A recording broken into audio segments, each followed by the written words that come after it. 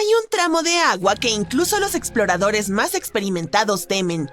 No importa en qué temporada elijas cruzarlo, corres el riesgo de encontrarte cara a cara con olas que pueden alcanzar la altura del letrero de Hollywood. Estoy hablando del pasaje de Drake, la vía marítima que conecta el Océano Pacífico con el Atlántico, extendiéndose desde el Cabo de Hornos en el extremo sur de Sudamérica hasta las Islas Shetland del Sur en la Antártida. Es tan ancho como la distancia de Londres a Berlín y puede tardar hasta 48 horas en cruzarse. Algunos marineros comparan llegar al otro lado con ir a la luna, así de desafiante es. Incluso el hombre que lo descubrió, Sir Francis Drake, nunca navegó por estas aguas porque le parecían demasiado peligrosas y optó por un paso más tranquilo aunque más largo, el Estrecho de Magallanes. El pasaje cobró la vida de alrededor de 20,000 marineros y más de 800 barcos. Los turistas que desean ver la Antártida cruzan el pasaje de Drake con regularidad, aunque todavía se considera la travesía oceánica más aterradora del mundo. La península antártica a donde van los viajeros en realidad no forma parte de la Antártida misma. Se extiende y apunta hacia Sudamérica como dos dedos casi tocándose. El agua se aprieta entre estas dos masas de tierra y genera fuertes corrientes oceánicas. El paso es parte de la corriente circumpolar antártica, la mayor corriente oceánica del mundo. El agua fluye a través del pasaje a una velocidad de entre 95 y 150 millones de metros cúbicos por segundo, lo que la hace muy turbulenta. Además, hay vientos que usualmente soplan de oeste a este y son muy fuertes entre los 40 y 60 grados de latitud. Por eso esas zonas son llamadas los 40 rugientes, 50 furiosos y 60 aulladores. La tierra desacelera los vientos, razón por la cual las tormentas que llegan a Irlanda y al Reino Unido se debilitan al moverse hacia el este. Pero la latitud de Drake es el único lugar donde los vientos pueden soplar alrededor de la Tierra sin ser detenidos por la Tierra, por lo que siguen acelerándose. Estos fuertes vientos se convierten en enormes olas que pueden golpear los barcos con mucha fuerza, normalmente de alrededor de 4 o 5 metros de altura. Son mucho más altas que las olas del Atlántico. El pasaje de Drake también tiene montañas submarinas que no puedes ver. La enorme corriente se abre paso por este estrecho pasaje y provoca que las olas choquen contra estas montañas bajo el agua. Estas olas internas crean remolinos que traen agua fría desde el fondo del océano. Así que no solo es agitado en la superficie, el agua es salvaje hasta el fondo. El primer marinero que logró navegar alrededor del Cabo de Hornos y a través del pasaje de Drake fue un holandés, Wilhelm Schouten, en 1616. Pero el intento más famoso de cruzarlo fue llevado a cabo por Sir Ernest Henry Shackleton en su barco llamado Endurance. Él y 27 de sus hombres partieron desde Georgia del Sur con el objetivo de llegar a la bahía de Bassel en la Antártida. Pero las cosas no salieron como planeaba.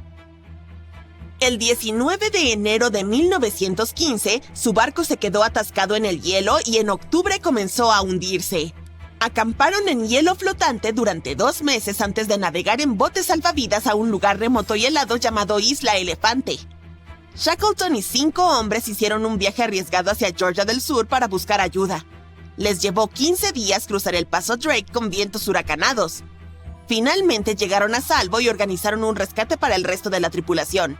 Los científicos encontraron el pecio del Endurance recién en 2022, a 3,000 metros bajo el agua.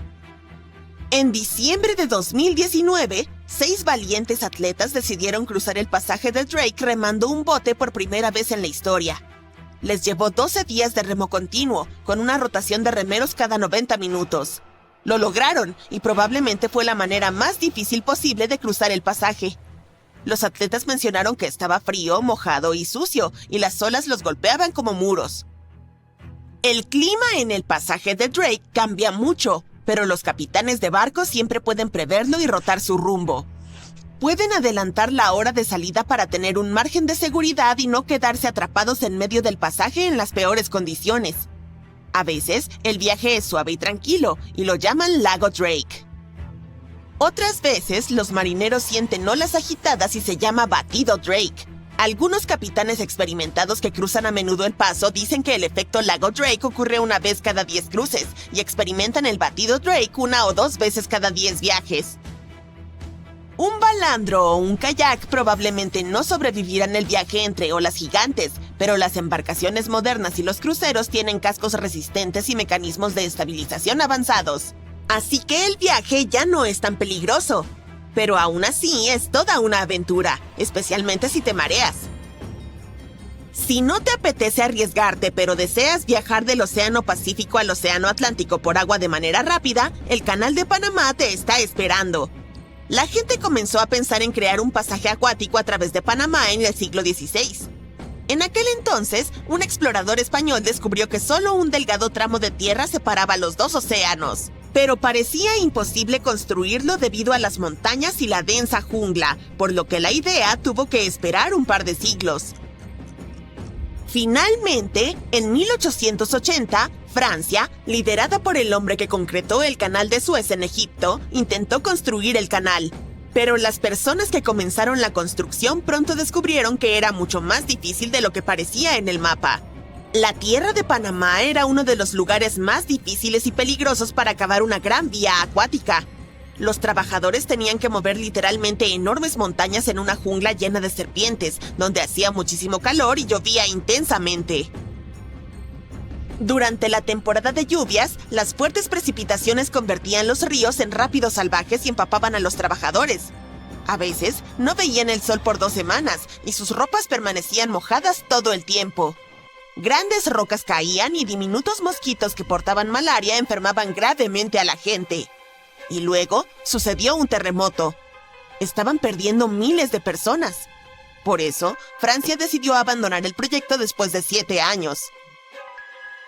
Luego, Estados Unidos compró los activos franceses en la zona del canal y lo terminó en 1914. Le costó a Estados Unidos alrededor de $375 millones. El paso de agua, de 80 kilómetros de largo, les ahorraba a los barcos que viajan entre Nueva York y San Francisco 12.700 kilómetros.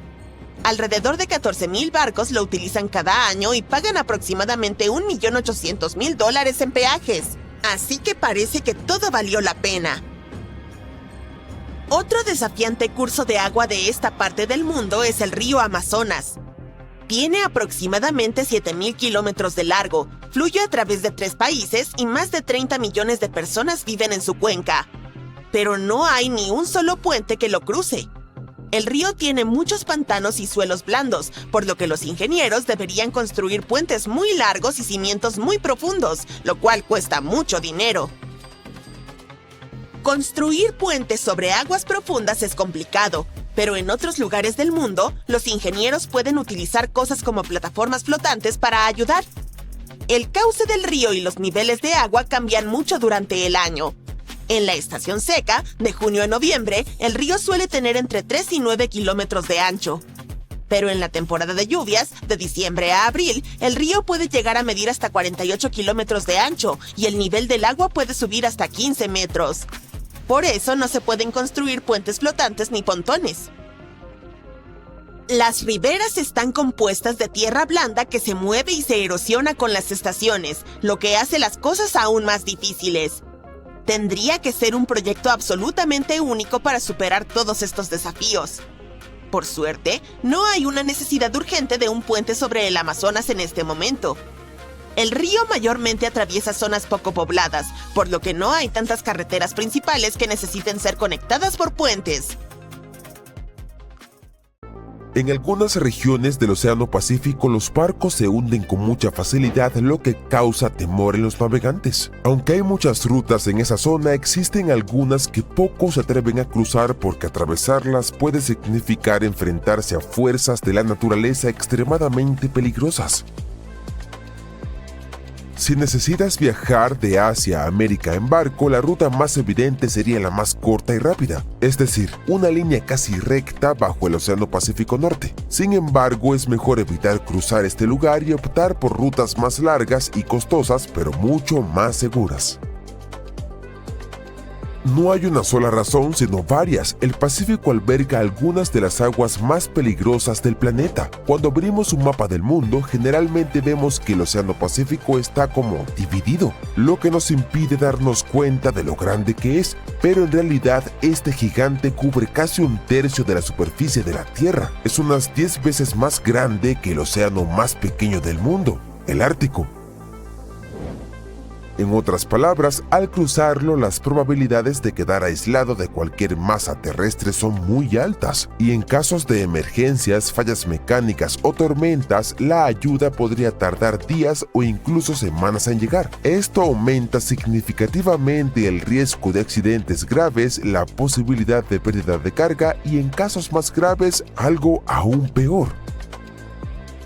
Analicémoslo. Un viaje en barco desde Santos, Brasil, hasta la ciudad del Cabo, Sudáfrica, cubre un poco más de 5.500 kilómetros. Para ir de Callao, Perú, a Shanghái, China, debes viajar alrededor de 16.000 kilómetros. Otro problema importante que impide a los navegantes cruzar el Pacífico son los sistemas de tormentas, cuyo nombre ya indica lo que contienen: tormentas impredecibles y por lo tanto peligrosas. Además, cerca del Ecuador hay una cadena de vientos llamados alisios que influyen directamente en el clima de la región tropical y suelen provocar lluvia. Los vientos alisios son vientos fuertes y constantes que actúan como un remolino que gira sin detenerse, y aunque son muy importantes para la naturaleza ya que distribuyen la humedad a través de los bosques e incluso influyen en la formación de desiertos, presentan un problema. Su intensidad varía según la estación. En invierno, por ejemplo, pueden ser mucho más fuertes y dado que estos vientos son responsables de mover las aguas oceánicas, también forman potentes corrientes marinas que podrán hacer el viaje mucho más peligroso. En 2015, los investigadores encontraron una serie de vientos alisios invernales extremadamente fuertes que provocaron una serie de olas cortas pero intensas en el Océano Pacífico. Observaron que esas olas comenzaron a golpear el barco con fuerza constante y repetidamente. Como resultado, la estructura del casco se torció y se deformó por completo, y al final confirmaron lo que ya sabían. Esas olas causadas por los vientos alisios invernales podrían ser una verdadera amenaza para las embarcaciones. Por cierto, ¿recuerdas que la ayuda en medio del Pacífico puede tardar bastante en llegar? Bien, hay más de una razón para la hostilidad de los vientos. Un océano tan grande no tiene muchas barreras geográficas como montañas o grandes islas. Esto significa que no hay estructuras terrestres a su alrededor que puedan retener o frenar los vientos y las corrientes. Así que los vientos alisios y las corrientes oceánicas tienen completa libertad para ganar fuerza y velocidad. Esto explica por qué el Pacífico es escenario de poderosas tormentas y olas gigantes. Esto es diferente, por ejemplo, del Atlántico Norte, donde América del Norte, Europa y África ayudan a contener y redirigir los sistemas atmosféricos y marítimos. Es muy común que los científicos vean el fondo del Océano Pacífico como un enorme rompecabezas, porque está lleno de piezas en movimiento. Alberga la mayor cantidad de placas tectónicas del planeta, y una de ellas, la del Pacífico, es la placa marítima más grande que la ciencia ha identificado. Esta particularidad hace que la región sea muy inestable ante terremotos y erupciones volcánicas. Aunque el océano se vea tranquilo a primera vista, debido a su geología, las cosas pueden cambiar muy rápido.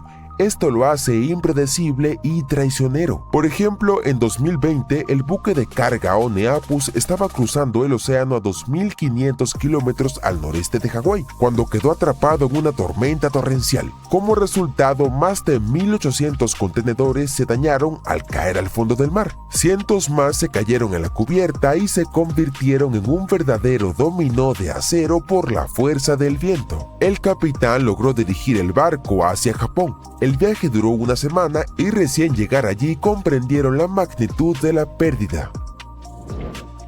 Pero no fue solo el Oneapus. Al año siguiente, el barco Maersk Essen perdió alrededor de 750 contenedores, mientras que el Marex Eindhoven perdió más de 260. En ambos casos, las rutas se dirigían a Asia. Solo estos 3 incidentes ya han excedido ampliamente el promedio anual global de contenedores perdidos en el mar, que es aproximadamente 1.400 por año. Y lo más curioso es que estos sucesos ocurrieron en invierno. Hablando de invierno, fue en el invierno del 2020 cuando el Pacífico hizo historia. Los científicos registraron una ola de 18 metros de altura en el océano, lo cual equivale a la altura de un edificio de 5 o 6 pisos. En general, una ola se considera gigante o extrema cuando tiene más del doble de altura que las otras a su alrededor. Sin embargo, esta fue casi 3 veces más grande que el resto. Es importante recordar que, a pesar de ser raras y aterradoras, estas olas no son un tsunami, ya que son provocadas por el viento. Los tsunamis, en cambio, suelen ocurrir después de terremotos, submarinos o erupciones volcánicas. Otro gran monstruo del Pacífico son los tifones, y la temporada de tifones de 2024 lo confirmó. Uno de los acontecimientos destacados fue el huracán Christy. No tocó la corteza, lo que significa que no causó daños directos, pero no podemos subestimarlo. Christy alcanzó la categoría 5 en la escala de Saffir-Simpson, que es el nivel máximo. Un huracán de este grado se considera catastrófico, por lo que no es de extrañar que fuera lo suficientemente potente como para generar olas enormes y corrientes de resaca tan peligrosas. Además de esto, también estuvo el supertifón Yagi, que impactó el continente asiático con tanta fuerza que ganó la reputación de ser el más poderoso en los últimos 70 años. Al llegar a Vietnam, causó alrededor de $1.600 millones en daños, destruyó infraestructuras en varias ciudades y dejó un rastro de víctimas por donde pasó.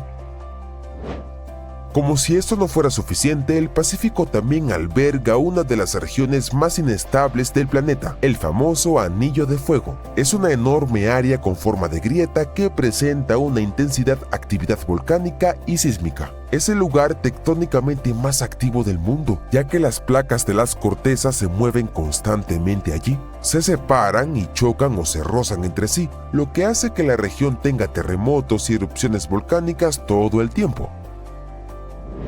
Los sismógrafos registran algún tipo de temblor allí cada 5 minutos. Esta peligrosa región es responsable del 90% de los terremotos del planeta, así que 9 de cada 10 temblores ocurren dentro de este anillo que se extiende por el norte del Pacífico.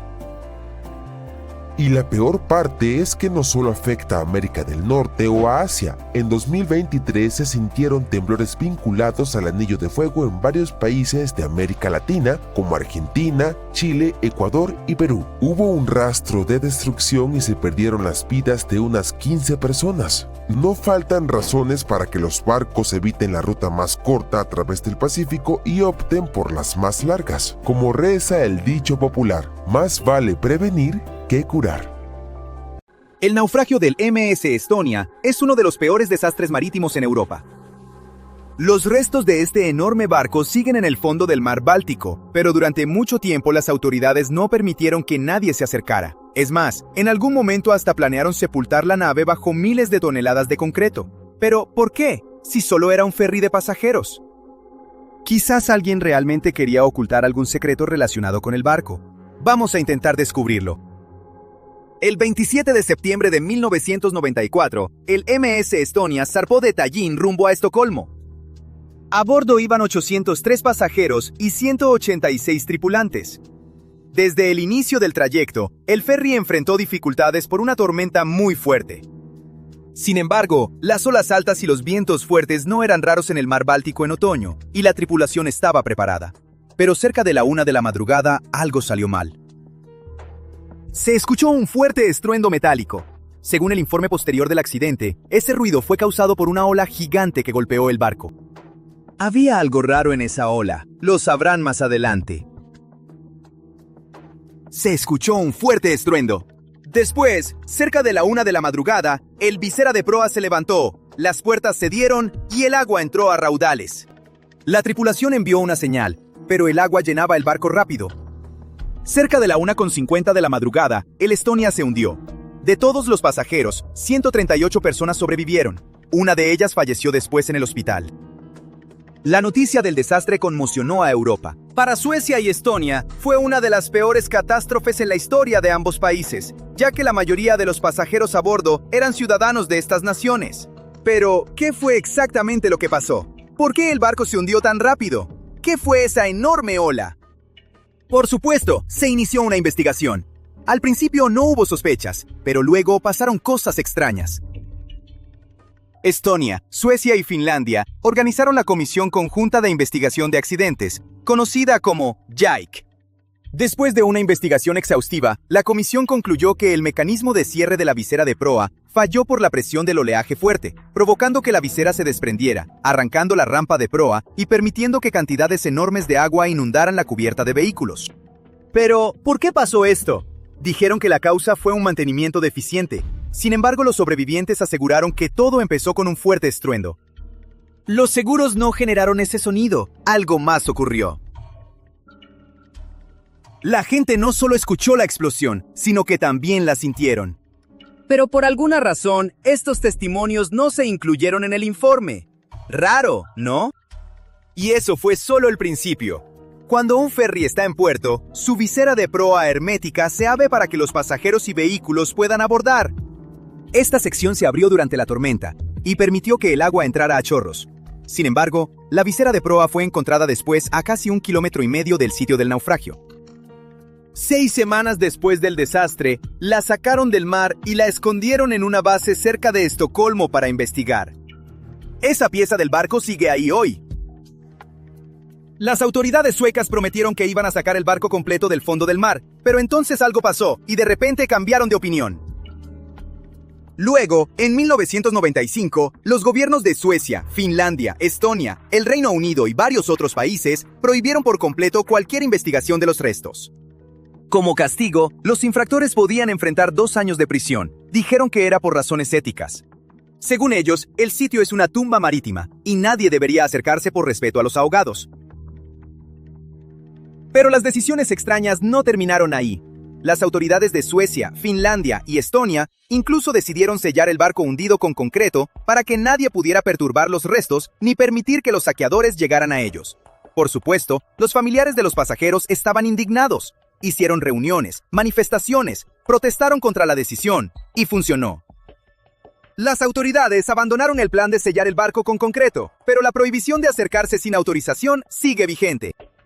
Tras la investigación y las declaraciones de los funcionarios, la gente empezó a hablar de teorías conspirativas.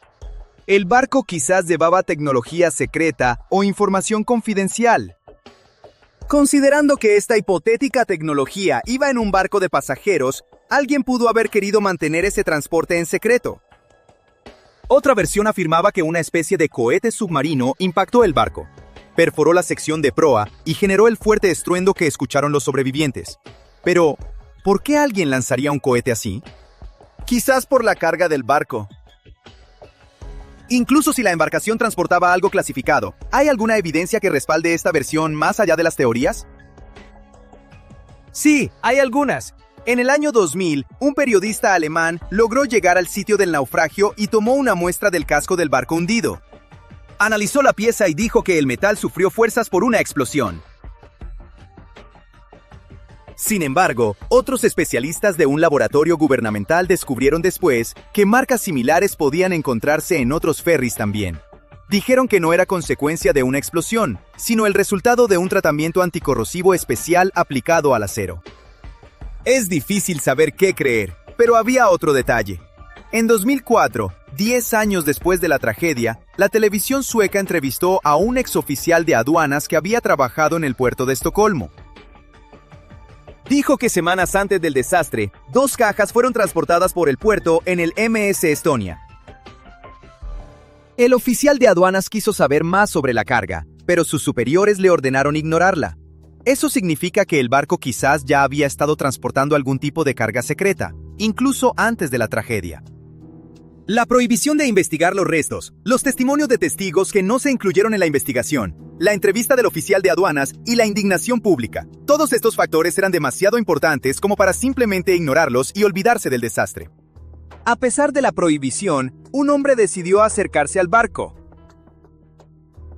El periodista y cineasta sueco Henrik Evertsson envió una cámara montada en un vehículo submarino y examinó cuidadosamente los restos del MS Estonia. En 2020 estrenó un documental que reveló muchas cosas de las que las autoridades nunca habían hablado. El equipo del director usó un vehículo submarino operado a control remoto que descendió al fondo marino y filmó el barco. Hallaron un gran agujero en el costado del MS Estonia. Los cineastas afirmaron que ese daño no pudo haber sido causado por las olas, por la visera desprendida, ni por el fondo marino. Si el barco hubiera golpeado rocas, podría ser creíble, pero según el director, el sitio del naufragio consistía en arcilla profunda y suave. Concluyeron que un agujero así en el casco pudo haber sido causado por un objeto del tamaño de un pequeño submarino que chocó contra el ferry a alta velocidad. Por supuesto, las autoridades no podían ignorar esta película. Admitieron que era necesario realizar una nueva investigación. Durante 2021 y 2022, las autoridades de Estonia, Finlandia y Suecia organizaron varias inmersiones al sitio del naufragio. Usaron cámaras especiales, escáneres láser en 3 dimensiones y otro equipo avanzado. Luego, un informe preliminar en 23. Declararon que no había señales de colisión entre el barco y otro objeto, ni evidencia de alguna explosión en la sección de proa. También se reportó que la embarcación no estaba en condiciones de navegar al momento de su última salida debido a defectos técnicos. Henrik Evertsson fue arrestado por explorar ilegalmente el naufragio, pero no recibió prisión. En cambio, se le ordenó pagar multas. En 2023 se estrenó un documental televisivo sobre el trabajo de Evertsson.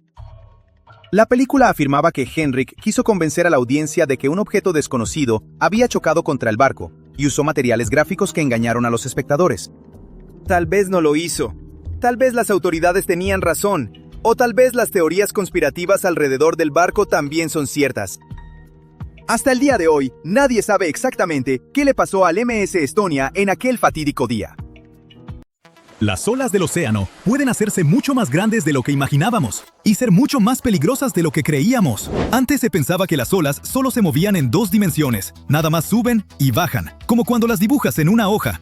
Pero un estudio reciente muestra que las olas son estructuras tridimensionales, capaces de moverse en distintas direcciones. Este hallazgo indica que el océano es más complejo de lo que creíamos, y que los barcos, los parques eólicos, las plataformas petroleras y otras estructuras cerca de la costa quizá no estén listas para lo que viene. Para empezar, las olas rompen. Suena obvio, pero la verdad, todavía no entendemos a fondo cómo y por qué ocurre, ni todas las fases que intervienen. Lo que sí sabemos es que al romper, cambian de forma y se vuelven más empinadas. Para entender mejor el proceso, al inicio, los investigadores asumieron que las olas eran bidimensionales. Esa suposición era útil porque facilitaba estudiarlas, ya fuera en teoría, con simulaciones en computadora o en experimentos. Pero ojo, decir que las olas son bidimensionales no refleja cómo son en el océano. Cuando la mayoría piensa en olas, imagina las típicas, tranquilas, que ves en la playa. Las de aquí ocurren en mar abierto y se forman cuando se encuentran olas que vienen de muchos rumbos. Ese choque se da bajo ciertas condiciones del océano, como en zonas donde se juntan 2 mares, o cuando el viento cambia de dirección de golpe, como en un huracán, cuando se cruzan olas desde direcciones distintas. Aparece esta ola tridimensional. Para poner a prueba cómo se comportan estas olas únicas y qué tanto podrían volver más peligroso el mar, 2 investigadores construyeron un tanque especial, como una alberca gigante, de unos 25 metros de ancho y 2 metros de profundidad.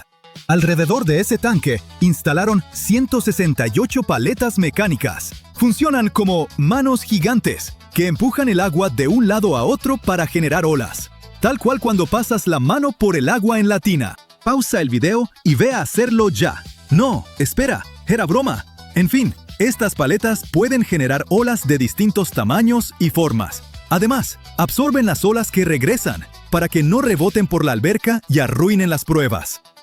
Debajo del tanque, colocaron 28 ventiladores enormes que empujan el agua de lado a lado para simular corrientes, imitando cómo se mueve el océano. En conjunto, hacen circular unos 2.400.000 litros de agua, todo para crear una especie de mini océano controlado, con tecnología bien impresionante. ¡Listo! Todo quedó montado y era hora de probar. El experimento mostró que las olas tridimensionales pueden volverse el doble de empinadas que las bidimensionales antes de romper. Te explico. Las olas normales que ves en la playa rompen cuando alcanzan un ángulo muy pronunciado. Tienen un límite, una inclinación máxima. Si lo superan, rompen.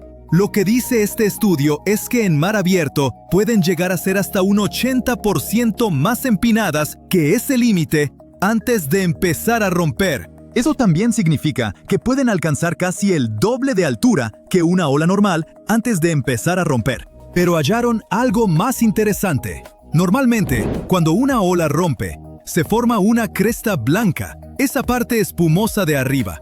Y ya que rompe, se acabó, pierde su energía. Pero cuando estas olas multidimensionales llegan a ese punto, no aparece la cresta blanca. Pueden seguir creciendo. Pasa porque su energía no se concentra en una sola dirección, lo que les permite seguir aumentando, aun cuando alcanzan el límite de inclinación en el que se supone que deberían romper. Es como si estas olas tridimensionales redistribuyeran la energía y siguieran acumulándose en medio del océano. Eso implica que, en conjunto, pueden hacerse hasta 4 veces más empinadas y grandes de lo que creíamos posible. Estamos hablando de olas enormes que pueden surgir de golpe en pleno océano. Suena inquietante, por decirlo menos. Por eso, por seguridad, es clave entender cómo ocurre este fenómeno. Tal vez los edificios y casas junto a la playa no estén tan en riesgo por esto, pero estas olas gigantes sí amenazan más a lo que está mar adentro, como plataformas petroleras, parques eólicos y embarcaciones. Este hallazgo abre preguntas serias sobre si estas construcciones, tal como las diseñamos hoy, son seguras y podrían soportar patrones de oleaje tan extremos. El asunto es que los marinos llevan siglos intentando advertirnos. En el siglo XIX, un explorador francés llamado Jules Dumont d'Urville, hice mi intento, reportó haber visto olas monstruo de más de 30 metros de altura durante sus travesías. Aunque era muy experimentado y respetado, y otras 3 personas confirmaron que sí había pasado, su relato fue desacreditado. Como este caso, todos los relatos sobre olas gigantes y descontroladas en medio del océano se descartaron como mitos, historias de marineros para adornar la aventura. ¿Quién no, verdad? La ciencia empezó a tomarlos en serio hasta 1995. Cuando por fin se midió por primera vez una ola monstruo. El hecho ocurrió en una plataforma de gas en el Mar del Norte, a unos 160 kilómetros de la costa de Noruega. La estructura se diseñó para aguantar una ola de unos 19 metros y medio. Y aún así, creían que algo así pasaría solo una vez cada 10.000 años, pero no estaban listos para lo que ocurrió el día de Año Nuevo, cuando una ola monstruo de unos 26 metros, unos 6 metros y medio más de lo previsto, golpeó la plataforma. En un caso más reciente, en 2018, 8 hombres iban en un barco pesquero de unos 19 metros, a más de 640 kilómetros al noreste de la isla grande de Hawái, cuando de pronto los golpeó un par de olas monstruo. Una pegó en la popa y la otra azotó de costado. Fue demasiado. Mucha agua pasó por encima, inundó la nave y la arrastró hacia el fondo. La tripulación tuvo que abandonar el barco y subir de inmediato a una balsa. Por suerte, los rescataron a todos sin lesiones. Estos son apenas algunos ejemplos de que nuestras plataformas y barcos actuales quizá no estén listos para olas monstruo. Por eso, expertos proponen que los diseñadores refuercen los buques para soportar el doble de la altura de ola significativa. Claro, habría que convencerlos, porque eso encarece los costos. Ahí va un dato convincente. Se estima que entre 2011 y 2018 se registraron en el mundo unas 210 olas de este tipo, pero es muy probable que la cifra real sea mucho mayor. ¿Qué detona las olas monstruo? Sigue siendo un misterio. pero sabemos que no las provoca el movimiento del fondo marino. Más bien, parecen ligadas al mal tiempo. En la bahía de Tampa, por ejemplo, la mayoría llega desde el oeste, sobre todo cuando hay tormenta o mucho viento. Aún así, no podemos decir que esa sea la causa principal en todo el mundo. Expertos creen que hay varios factores en juego. Lo preocupante es que pueden aparecer sin aviso.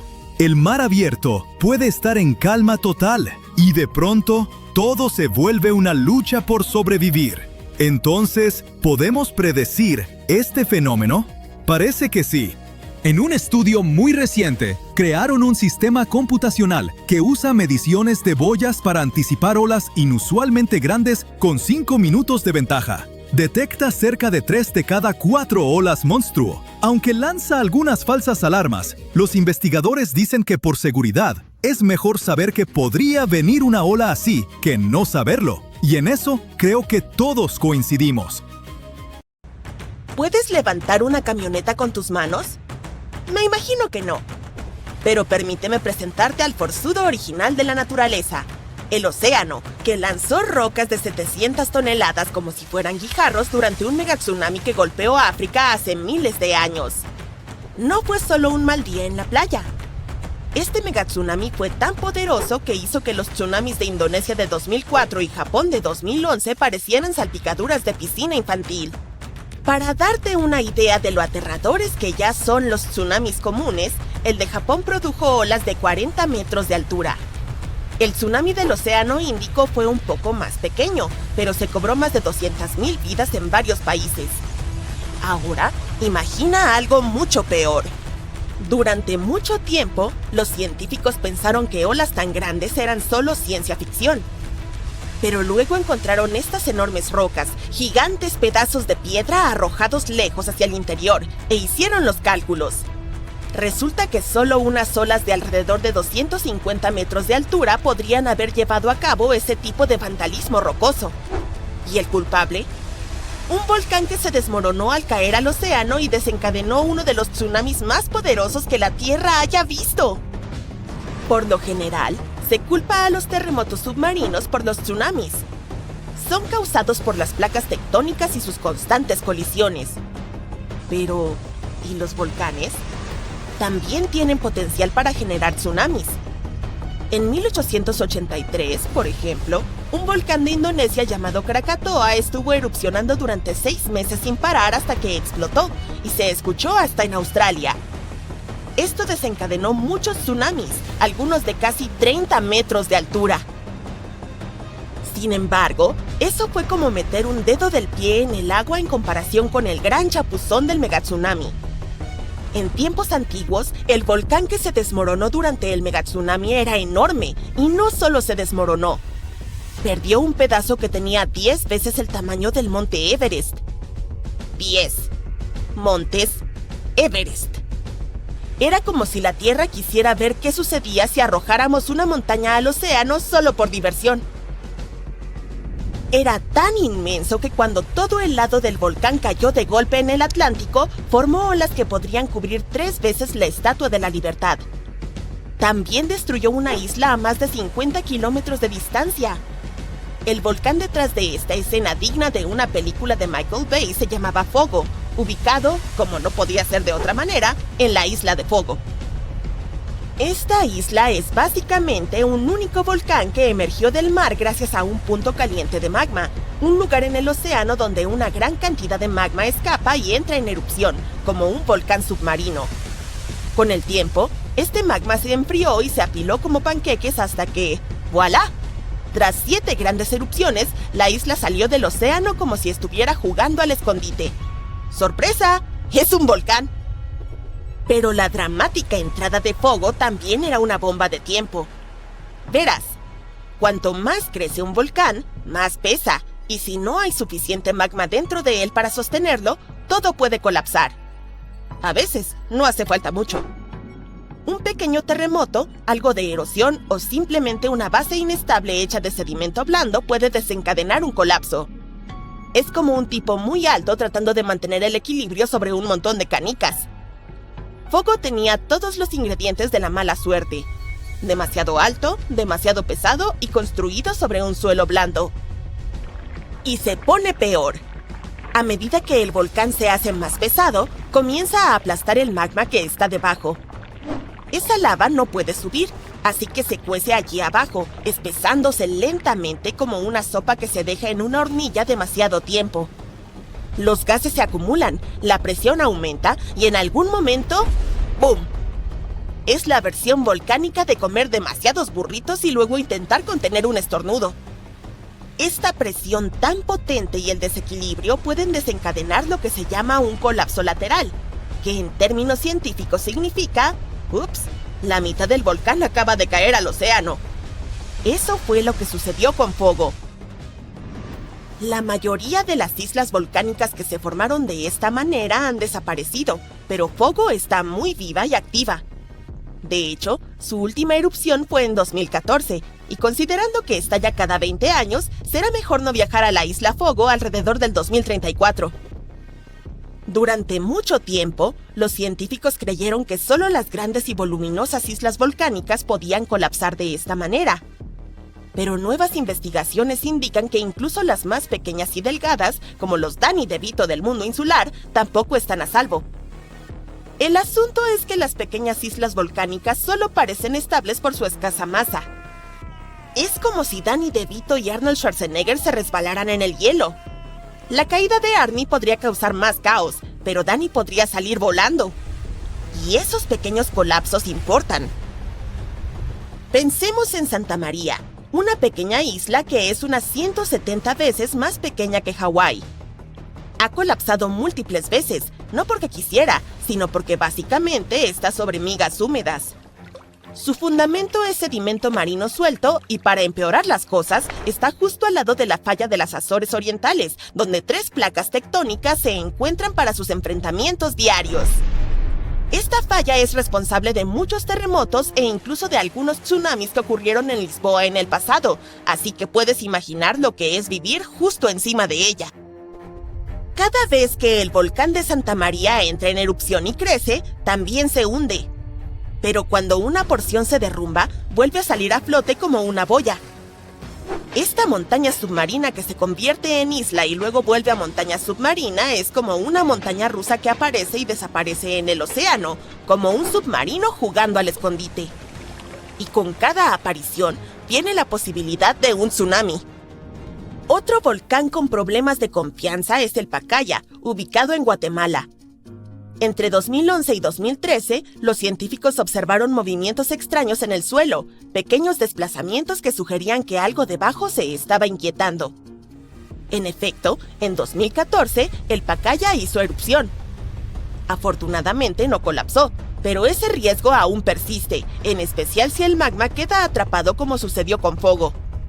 Las consecuencias podrían ser explosivas, literalmente.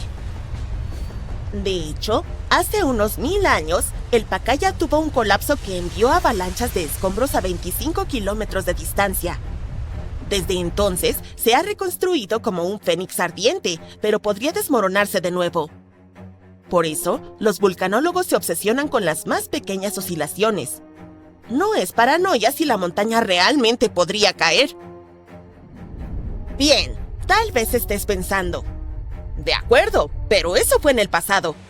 Seguramente ese tipo de colapso de megatsunami no puede volver a ocurrir, ¿verdad? Pues bienvenido al siglo XXI. Islas como Hawái, La Palma en España y varias partes del Caribe están asentadas sobre el mismo tipo de cojín geológico propenso a los desastres. Todo lo que se necesita es la combinación adecuada. Cimientos sueltos, pendientes empinadas, tal vez algo de magma atrapado y ¡boom! Colapso del flanco. De hecho, ya ha sucedido recientemente. En 2018, Anak Krakatau, el volcán hijo del célebre Krakatoa, perdió una gran parte durante una erupción. Causó un tsunami, aunque fue más incómodo que devastador. Como un volcán que perdió sus pantalones en el escenario. Vergonzoso, pero superable. Pero eso es solo un juego de niños comparado con los verdaderos sucesos impactantes de la historia. El colapso de la isla Ritter en 1888 fue tan intenso que la isla literalmente se hizo más baja. Pasó de medir más de 600 metros de altura a solo 140 metros. Pero el poseedor del récord es la legendaria megaola de la bahía de Lituya en 1958, cuando un terremoto de magnitud 7,8 provocó un deslizamiento de tierra que envió una ola más alta que el Empire State Building rugiendo a través de Alaska a velocidades de autopista. Lo extraño es que solo 5 personas perdieron la vida. Sin embargo, por otro lado, la senda de destrucción que dejó atrás aún puede verse hoy, incluso desde el espacio. El derretimiento de glaciares y casquetes polares también puede provocar el colapso de volcanes. Cuando se derriten, hay una súbita disminución de presión sobre la corteza terrestre que puede desestabilizar volcanes enteros. Esto se llama rebote isostático. Es como quitar repentinamente una silla de debajo de alguien que ha estado sentado tranquilamente durante siglos. Además, aquí hay algo en lo que probablemente nunca pensaste que te preocuparías durante tu escapada a la isla. Algunas islas volcánicas se expanden hacia afuera a medida que la lava se derrama en el mar y crean plataformas inestables conocidas como deltas de lava. Estos deltas pueden colapsar sin previo aviso, llevándose de vuelta al océano la tierra recién formada y a veces también a los turistas. En ese caso, es mejor mantenerse alejado de la tierra recién formada y humeante. Así que la próxima vez que estés relajándote en una isla volcánica en la playa pensando, ¡vaya! Este lugar es un paraíso. Recuerda que también podría ser una bomba de tiempo geológica con un toque dramático.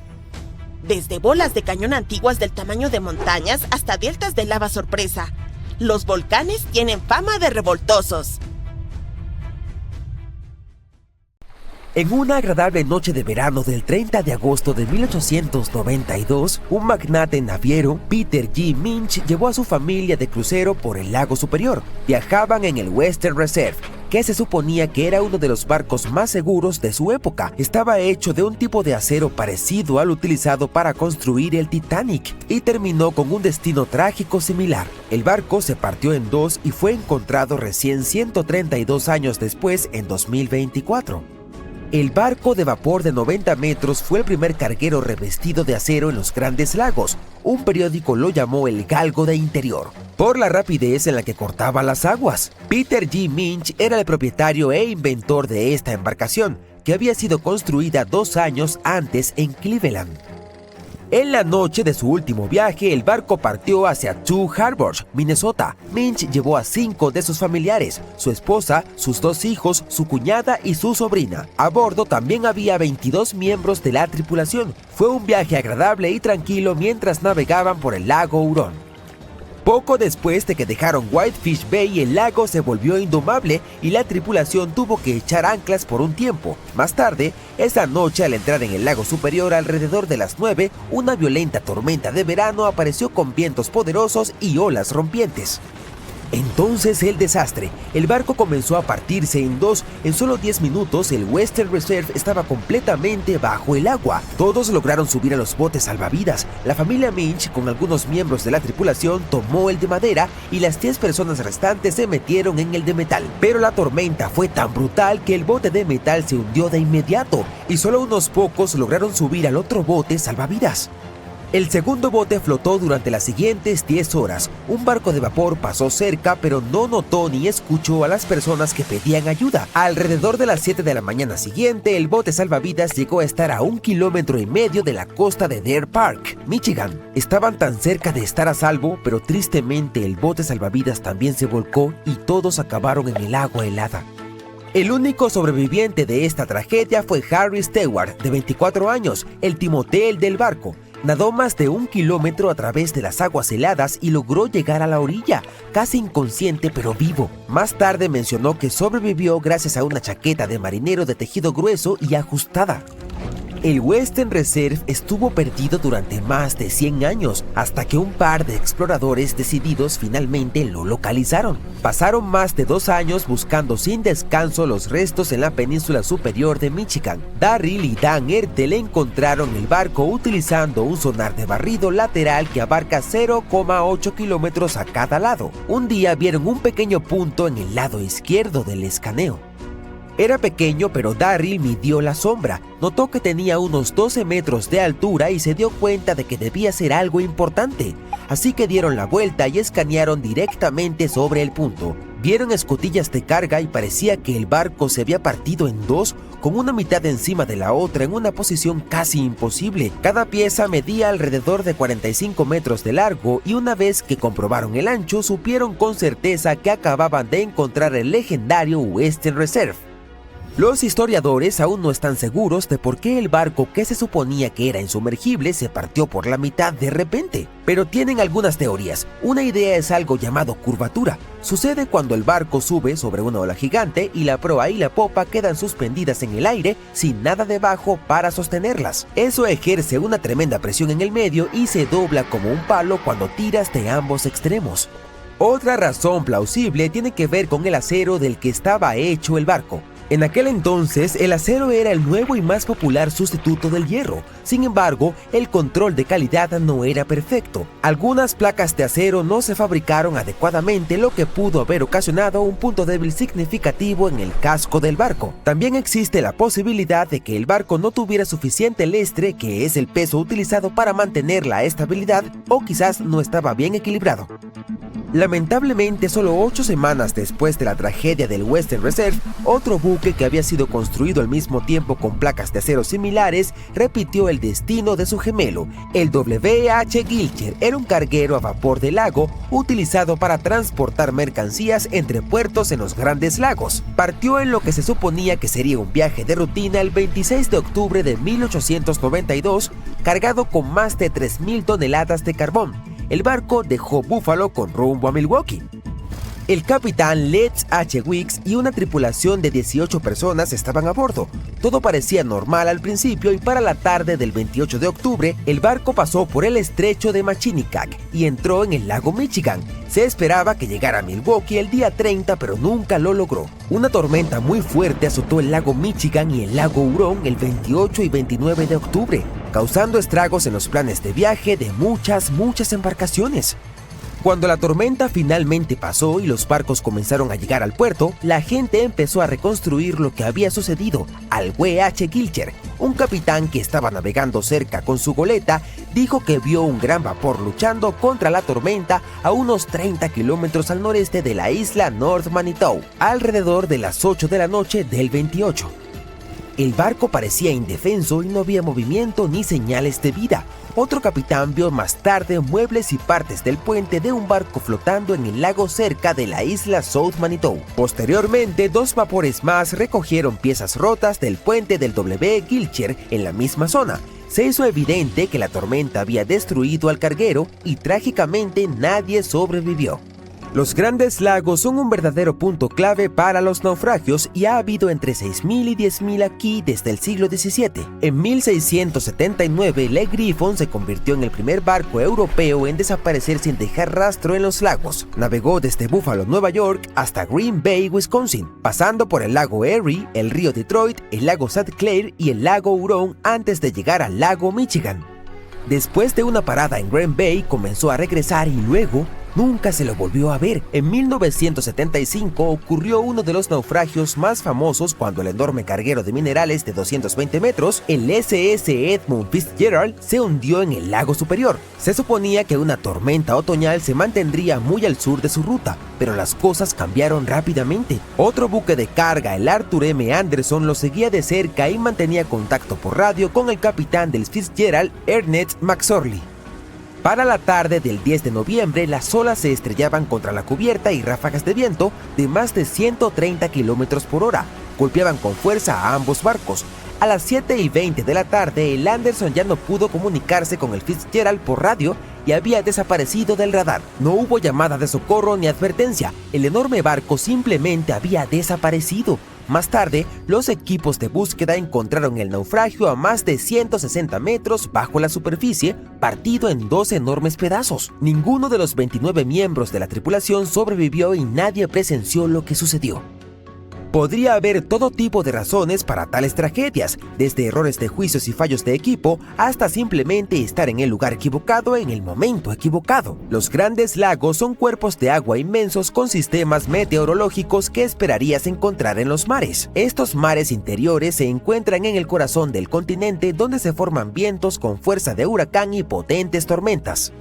Muchos de ellos ocurren en noviembre y diciembre, cuando las aguas aún están cálidas tras el verano, pero el aire canadiense comienza a descender. Hay una gran diferencia de temperatura entre el aire y el agua. Esta diferencia y los fuertes vientos generan olas gigantescas. Además, el hielo se forma más fácil en agua dulce que en agua salada.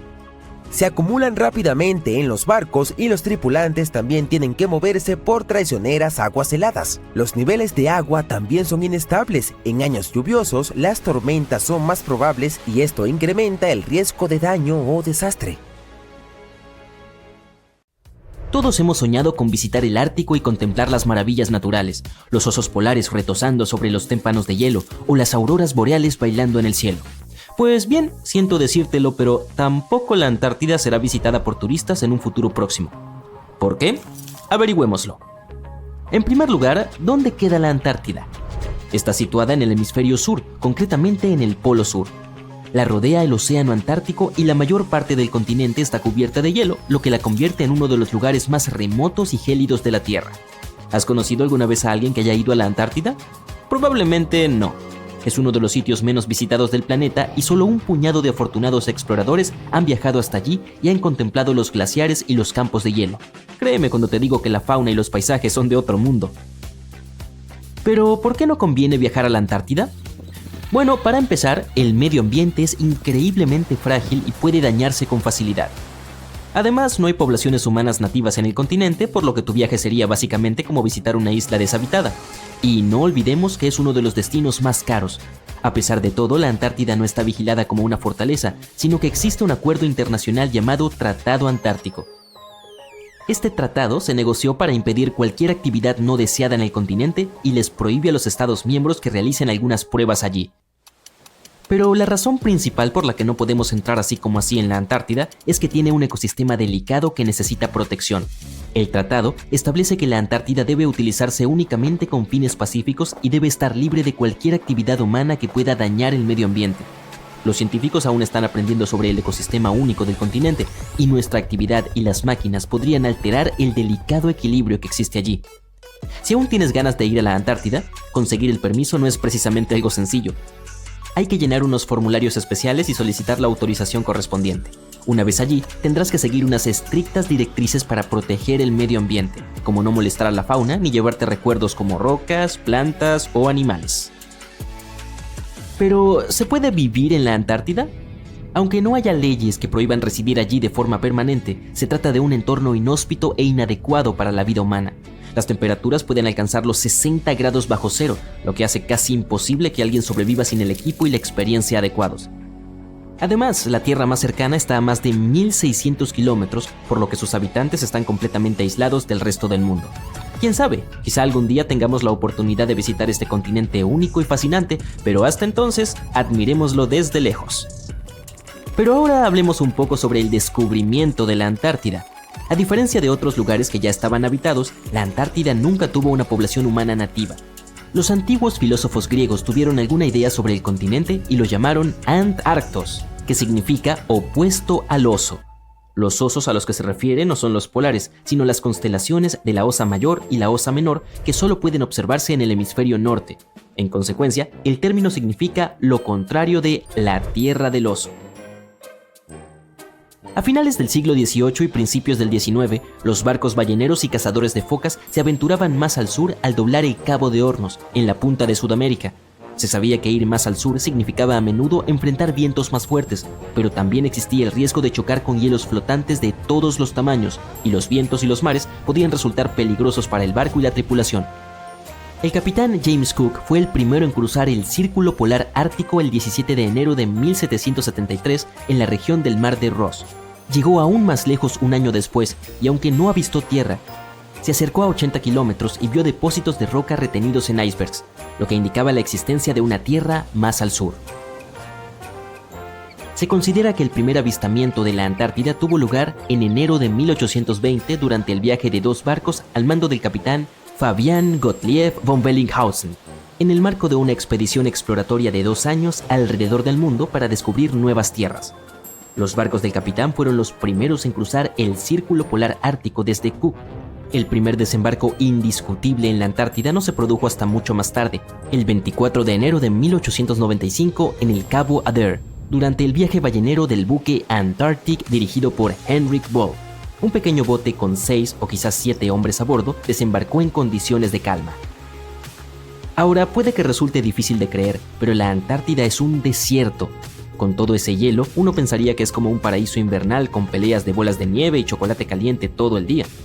Y es que cuando pensamos en desiertos, nos imaginamos camellos, cactus y gente luchando por encontrar agua. Pero en la Antártida, la historia es totalmente distinta. Lo difícil no es encontrar agua, sino algo que no esté cubierto de hielo. Y la precipitación media ha sido de poco más de 1 centímetro en los últimos 30 años. Esas son unas gotas de lluvia comparadas con lo que estamos acostumbrados. Técnicamente, no son las dunas ni el calor abrasador lo que hace que un desierto sea, bueno, un desierto. Es la falta de precipitaciones.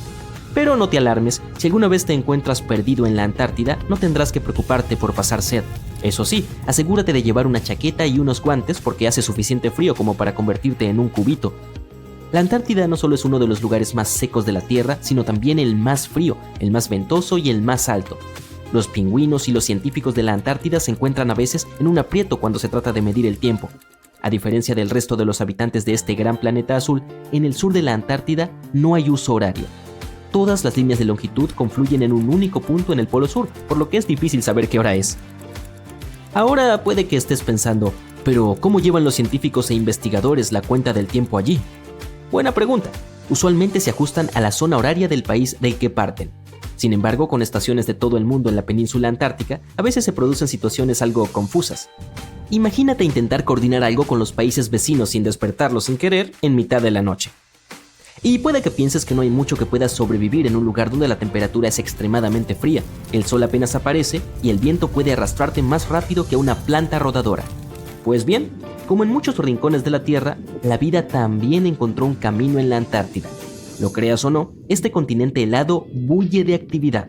Es el hogar de miles de millones de krill, que a su vez atraen a montones de focas y más pingüinos de los que puedas imaginar.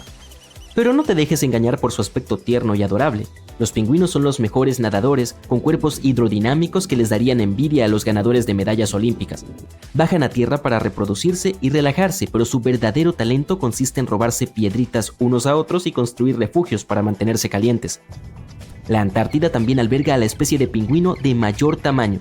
Se llama pingüino emperador. Estas criaturas no vuelan, pero eso no significa que no puedan saltar.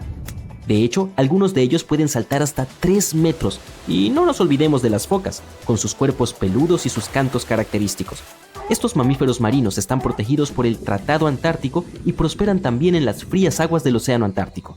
Pero las verdaderas estrellas del espectáculo son las ballenas. Durante el verano antártico, estos enormes animales aparecen en tropel para alimentarse del abundante krill, y se arma un verdadero buffet para ballenas. Si pudieras sumergirte en la misteriosa oscuridad del océano, ¿quién sabe con qué te encontrarías? Algunas leyendas que tienen cientos de años mencionan monstruos gigantes que se esconden en las profundidades como el kraken, el monstruo del lago Ness, la hidra, el leviatán y muchos más. De acuerdo, nadie ha visto criaturas así, pero hay arañas marinas, calamares, gusanos y muchos otros animales extraños e inusualmente grandes que crecieron mucho más de lo que esperábamos. Echa un vistazo al calamar colosal de las aguas subantárticas. Es alrededor de 14 veces más largo que el calamar flecha que vive cerca de Nueva Zelanda. Y en el fondo del Océano Pacífico hay una esponja marina del tamaño de una camioneta. Los océanos contienen alrededor del 96,5% del agua de nuestro planeta. Hasta el 80% de toda la vida en la Tierra que hemos descubierto se encuentra bajo sus olas. No hemos explorado cartografiado o ni siquiera visto más del 80% del océano. De hecho, conocemos más a Marte que a las profundidades del mar. La presión allí abajo es una locura y te haría sentir como si estuvieras cargando casi 50 aviones jumbo. Y las temperaturas a tales profundidades son extremadamente bajas. En esa zona las condiciones ambientales son difíciles, entonces las criaturas que viven allí necesitan adaptarse. Es por eso que muchas de ellas son de gran tamaño. Los animales que viven en las profundidades frías y oscuras son tan grandes debido a un fenómeno llamado gigantismo de las profundidades marinas. Cuanto más te adentras por debajo de la superficie oceánica, menos luz solar hay. Es por eso que las temperaturas bajan drásticamente. El resultado es un aumento del tamaño de las células y una vida más larga.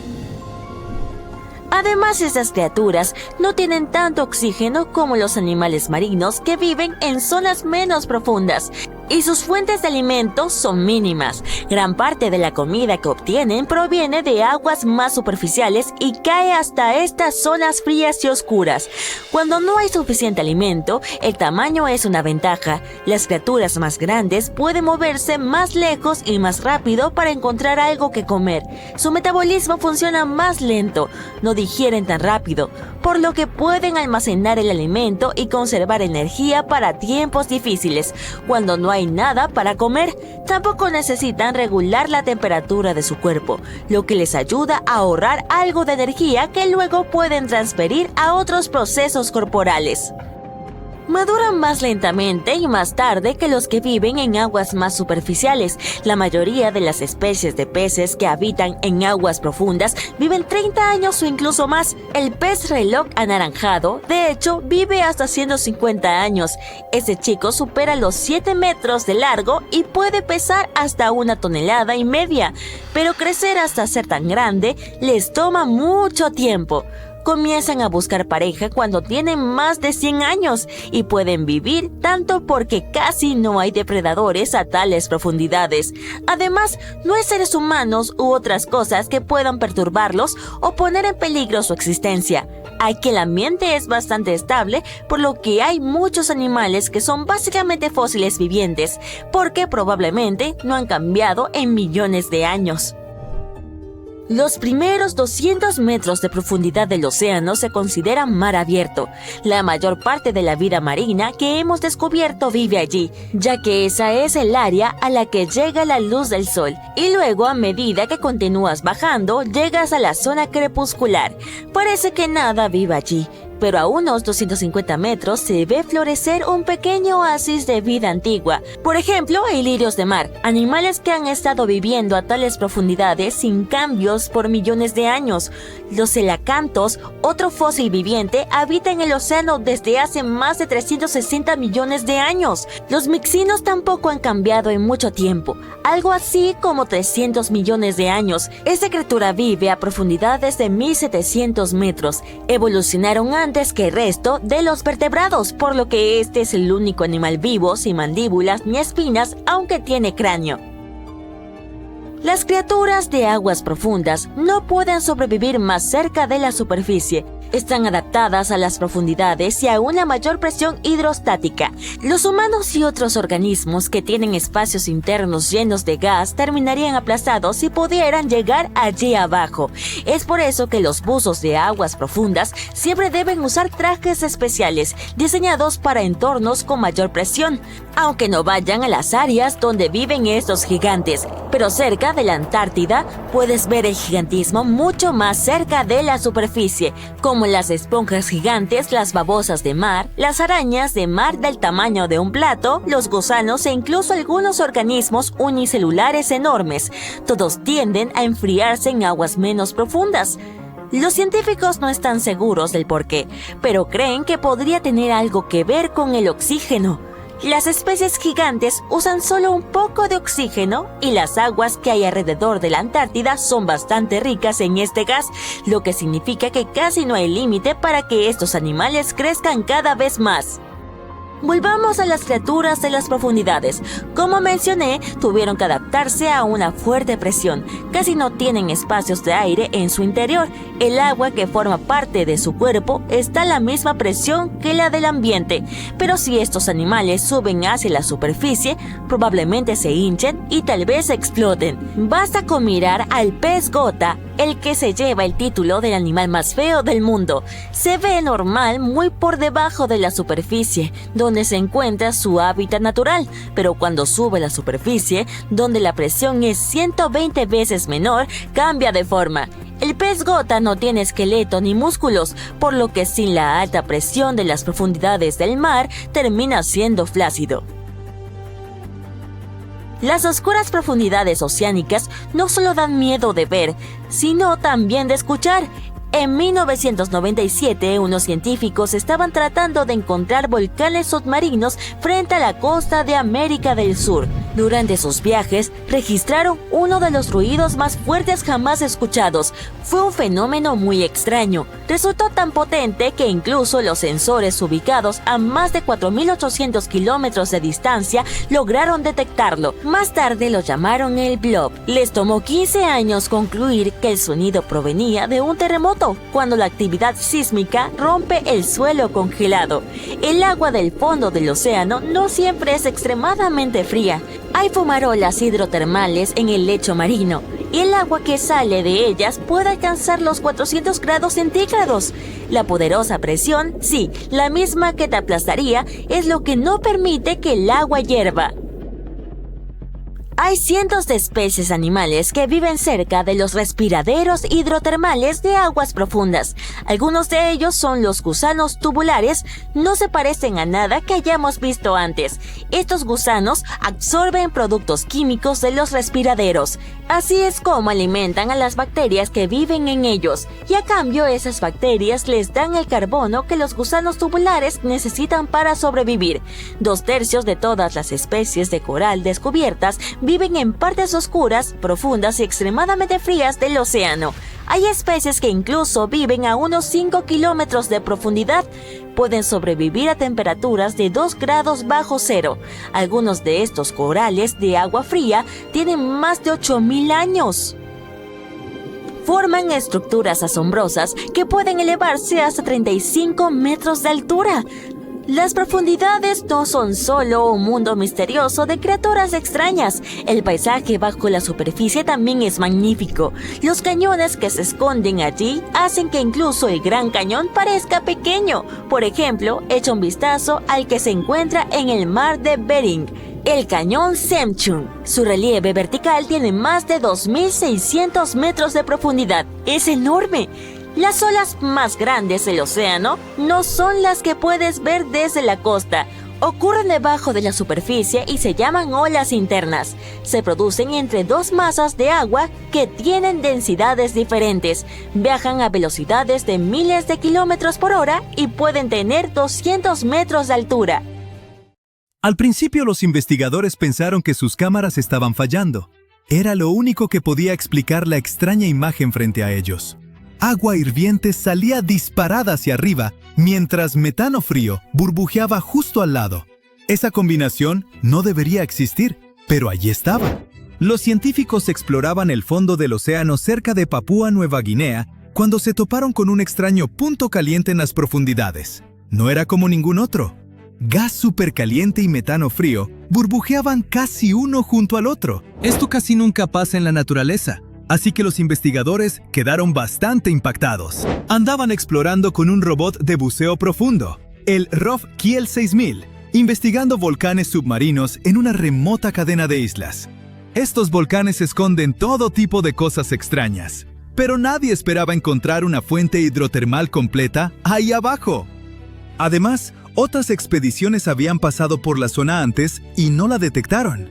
Esta vez, las cámaras del robot iluminaron el fondo marino y revelaron una vista extraña. Fuentes hirvientes y gas frío filtrándose del lecho marino. Prácticamente se tocaban. Como saben, Normalmente estas dos cosas aparecen en lugares totalmente diferentes. Las fuentes hidrotermales calientes se forman cuando el agua subterránea es calentada por el magma y sale disparada hacia arriba, llevando minerales consigo. Las filtraciones de metano, por otro lado, vienen de capas frías y blandas de sedimento llenas de materia orgánica antigua. Esto se descompone lentamente y escapa como gas. Pero en este lugar, la geología creó una combinación perfecta. Bajo el volcán hay una gruesa capa de sedimento rico en materia orgánica. El magma que sube desde abajo calienta estos sedimentos. Pero al mismo tiempo, también calienta el agua rica en minerales más abajo.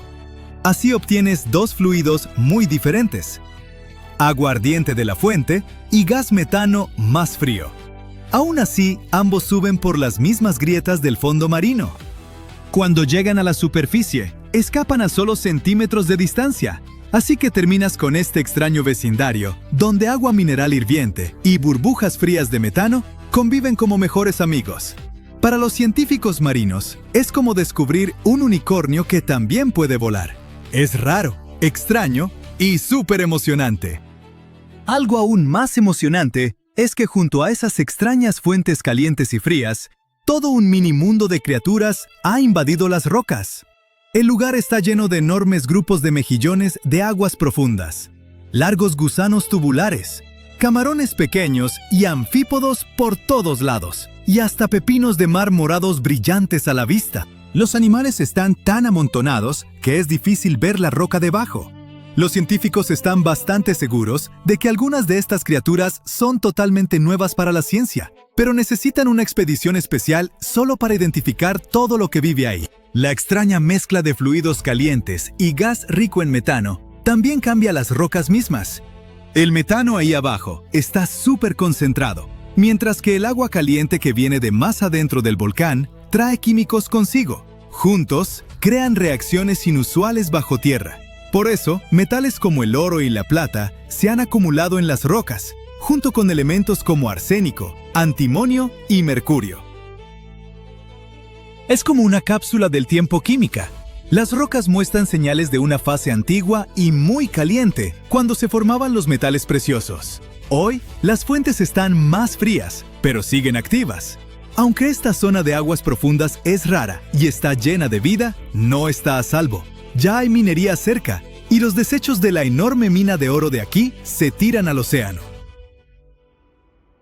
Además, las compañías tienen licencias para explorar el fondo marino en busca de minerales y gas.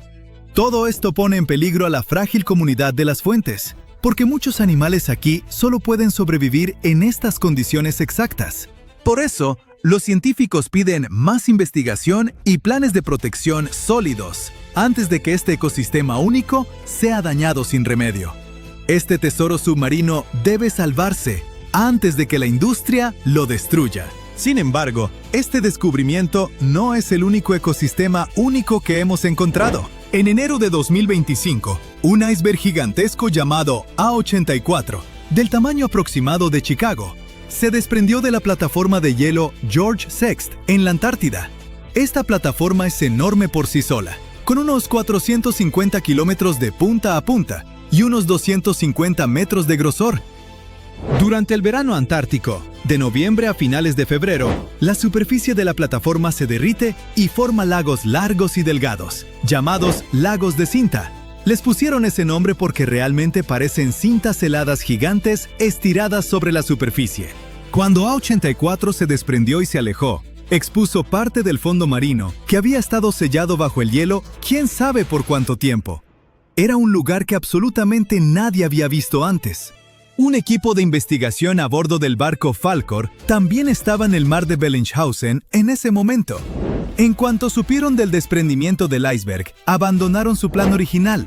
Básicamente, era la versión de aguas profundas de voltear una piedra enorme en el bosque solo para ver qué vive debajo.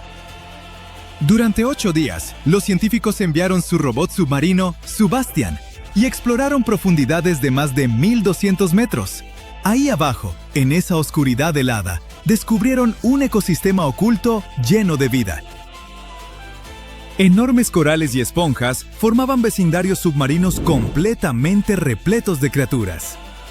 No solo sobrevivían, prosperaban. Sí, los científicos esperaban encontrar algo ahí abajo, pero definitivamente no esperaban ver toda una ciudad submarina de vida antigua. Había anémonas de mar que parecían pequeños árboles esponjosos, arañas de mar caminando como criaturas de otros planetas, peces de hielo, pulpos y toda una mezcla de otros animales. Toda la expedición se transmitió en vivo a investigadores de todo el mundo. Por cierto, las grabaciones siguen disponibles si les interesa. Y aún más padre, los investigadores creen que algunas de las criaturas que vieron podrían ser especies totalmente nuevas. Así es, especies genuinamente nuevas en la Antártida en 2025. Algunas podrían vivir solo en esta zona, y tiene sentido porque la Antártida es básicamente su propio planeta aislado. Está rodeada por la corriente circumpolar antártica, que actúa como un enorme foso acuático que ha mantenido al continente aislado del resto del mundo por millones de años. Pero incluso si las nuevas especies resultaran ser conocidas, los científicos encontraron animales extremadamente raros, como caracoles diminutos, gusanos con cerdas, o sea, poliquetos, pequeños crustáceos e incluso la misteriosa medusa fantasma, que ya parece algo del espacio exterior. El nombre científico es Stygiomedusa gigantea, pero nadie necesita ese trabalenguas, así que medusa fantasma gigante está bien. Esta cosa es enorme. Su campana, la parte superior en forma de sombrilla, puede medir más de 1 metro de ancho. También tiene 4 brazos largos como cintas que pueden estirarse hasta 10 metros. Es el largo de un autobús escolar. De hecho, la primera se recolectó en 1899, pero los científicos no se dieron cuenta de que era un tipo completamente nuevo de medusa hasta 60 años después. Su cuerpo es casi transparente, con un tinte púrpura fantasmal, y en lugar de tentáculos normales, usa esos grandes brazos ondulantes para atrapar presas y alimentarse. Aunque las medusas no tienen cerebro, la forma en que esta medusa fantasma gigante se movía sorprendió a los científicos. Parecía dirigir sus largos brazos con un control sorprendente, especialmente al pasar por espacios estrechos cerca del fondo marino. Se veía cautelosa y casi intencional, lo cual es algo inquietante. ¿Otra criatura quizás más o menos inteligente acechando en el océano oscuro? ¡Genial! Los investigadores también encontraron gusanos con cerdas. Oficialmente se llaman poliquetos, pero gusanos con cerdas suena mucho más divertido. Estos gusanos son comunes en océanos fríos y profundos, y vienen en muchas formas y tamaños. Sus cuerpos están hechos de segmentos, cubiertos de pequeñas cerdas que les ayudan a arrastrarse, percibir el ambiente y defenderse. Uno que destaca es el gusano de escamas antártico, que tiene cerdas doradas brillantes que lo hacen ver sorprendentemente elegante para una criatura que vive en la oscuridad helada. Así que, como ven, todavía hay un montón de lugares y cosas en la Tierra que no parecen reales, o que ni siquiera deberían existir. Y aún con nuestro nivel de tecnología, es poco probable que descubramos todas las maravillas que el mundo tiene para ofrecer en un futuro cercano.